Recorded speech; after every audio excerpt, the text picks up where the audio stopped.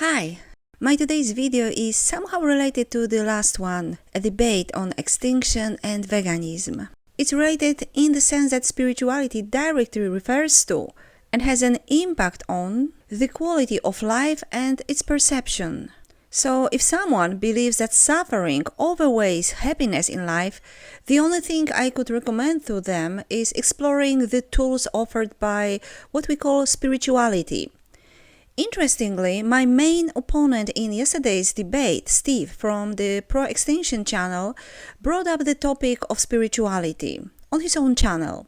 I'm not sure if it was to discourage his audience from exploring the potential and possibly concluding that life is, in fact, wonderful. Either way, what struck me was that Steve couldn't define what spirituality actually is. So we are left not knowing what he was even talking about in his video.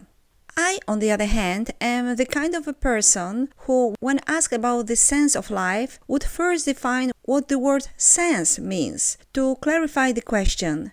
In fact, I was prepared for such a question in the last debate and had already worked out a definition of sense, but the question didn't come up. So let me move on defining spirituality. Spirituality refers to the conscious, intentional, and often even strategic management of the activity of consciousness. Which means that to define spirituality, we first need to understand what consciousness is. Consciousness is better described through actions rather than a thing. We should consider it a verb, not a noun. That is, we can grasp it more accurately by explaining what it does rather than what it is. So what does consciousness do? First, it processes data from the environment, providing us with the subjective experience of reality. Second, it constantly makes choices. According to Professor Roger Penrose, moments of consciousness might result from the collapse of a wave function in quantum mechanics, occurring in the microtubules of brain neurons. During this process, possibilities collapse into a single concrete choice, which from our perspective provides the experience of consciousness. Thus, decision-making is the most fundamental function of consciousness, determining its very existence. That's why spirituality, as the art of managing one's consciousness, will either relate to how we process data, for example, focusing attention deliberately, like practicing concentration, or it will focus on our decision-making and agency. In this sense, spirituality can be understood as training the will, sometimes called willpower, making optimal choices, and engaging with potential future outcomes.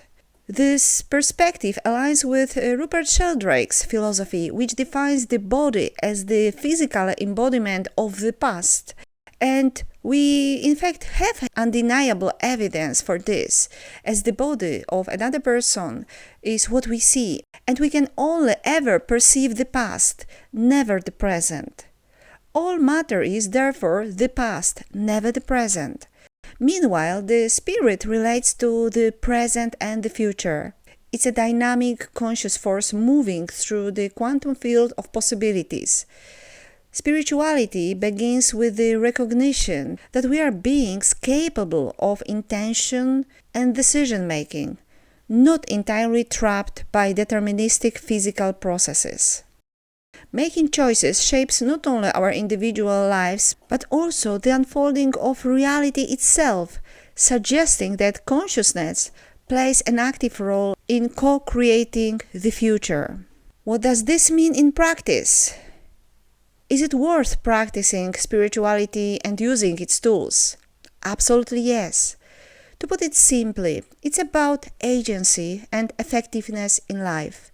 The more challenging and ambitious goals we set for ourselves, the more we inevitably rely on spirituality. That is, finding ways to execute our plans. One of the biggest misconceptions about spirituality, often made by vegans criticizing so-called gurus. For example, accusing them of being spiritual while still eating dairy. This refers to Indian gurus like Sadhguru. Is the assumption that spirituality is inherently ethical or altruistic. But it is not. A person can set selfish or even destructive goals and pursue them using a well-thought-out arsenal of strategies. Whenever we see a clear manifestation of somebody's will and a conscious selection of effective means, we can speak of spirituality. There is also one more aspect in it, because spirituality is all about executing your will. Part of it refers to analyzing what we really want, comparing our definitions of goals with the results of our actions. I have just experienced this struggle minutes ago while writing a prompt for AI to get graphics for this video. I am not satisfied with the result. But why? Because I didn't know what exactly I wanted. Of course, I wanted some visual representation fitting to what I am talking about, but I didn't know precisely what I wanted to see. Therefore, I received disappointing results. So, part of spirituality in practice refers to defining goals. Do you have any questions or thoughts on what I've said? Please share them in the comments. Thank you and see you next time.